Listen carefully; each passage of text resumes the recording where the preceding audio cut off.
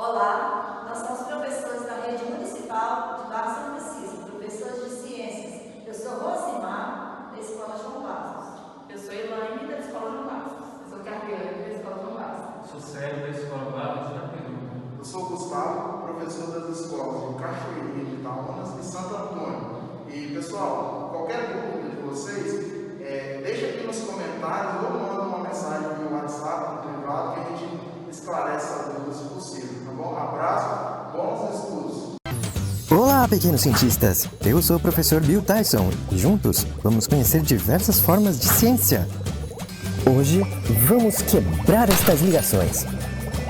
Calma, calma. Nas reações químicas, quando quebramos uma ligação, as moléculas se transformam em outras substâncias. O que define uma reação química é termos novas substâncias que chamamos de produto, que são diferentes das substâncias iniciais, e chamamos de reagentes. No nosso dia a dia, temos exemplos de reações químicas como a formação de ferrugem num pedaço de palha de aço, o apodrecimento dos alimentos ou a queima de gás no fogão.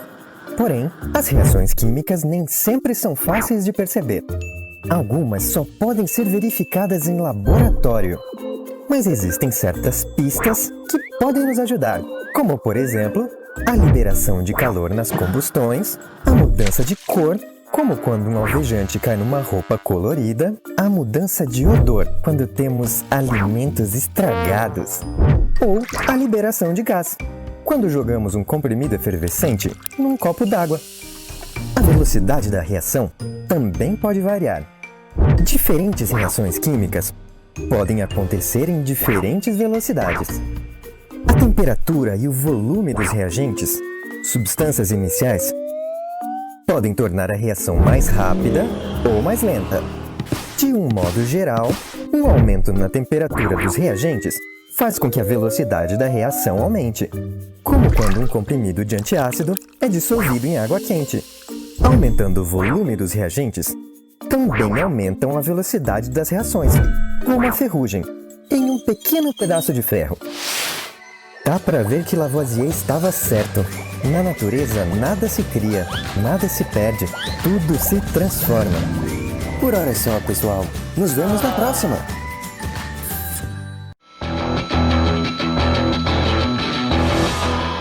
Fala, estudante! Diogo Lopes, mais uma aula de Química, e o tema da nossa aula de hoje são as substâncias simples e compostas. Substâncias simples e compostas. Como é que eu posso desenvolver ou determinar a classificação para esses tipos de substâncias? Como é que eu faço para identificar esse tipo de substância, principalmente em um exercício, numa prova? Na realidade, existem dois métodos extremamente simples que eu posso utilizar para diferenciar esse tipo de substância. Um deles, através da utilização da fórmula química da substância, ou se não, utilizando a representação didática do modelo de Dalton.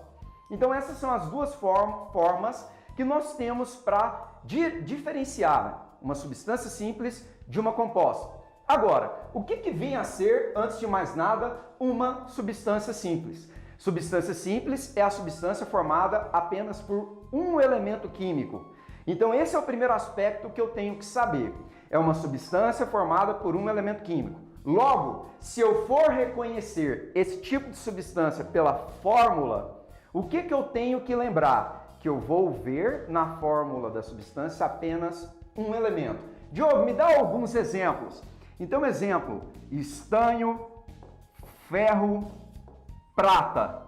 A partir do instante em que eu te forneci apenas a sigla do elemento químico, automaticamente eu estou te fornecendo a fórmula de uma substância simples. Então, identifiquei de uma forma bem simples, bem fácil. Outra possibilidade são fórmulas onde nós temos a presença de atomicidades diferentes. Diogo, o que é isso? Exemplo, eu tenho aqui o elemento oxigênio com 2 átomos, flúor com 2 átomos e o enxofre com 2 átomos. Então eu tenho o mesmo elemento químico, só que com uma atomicidade maior.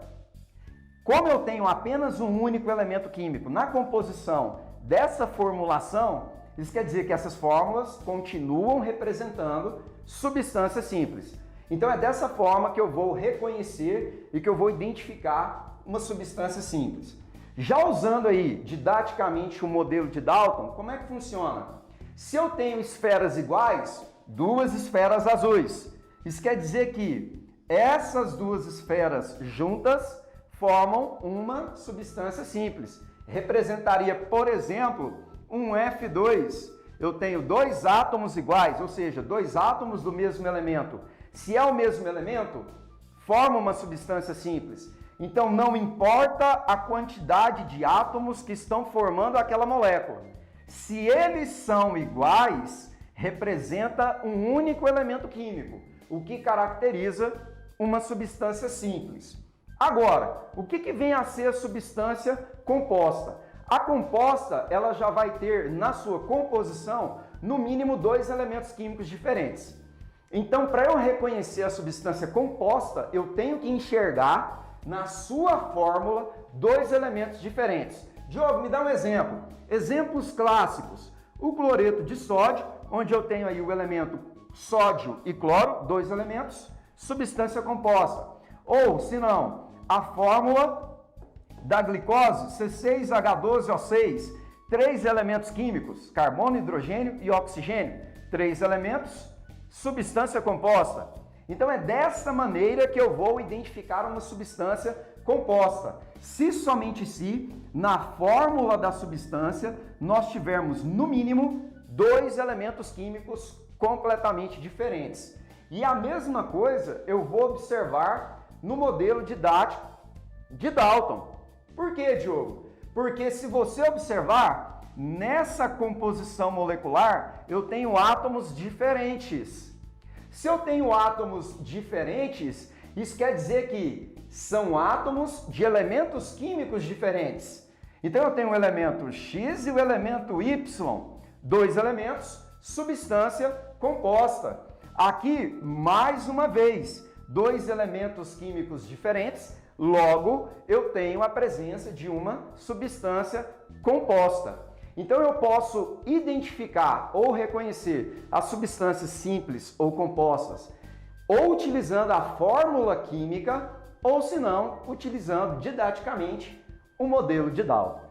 Então, estudante, essa foi a nossa aula de hoje. Eu espero que você realmente tenha aprendido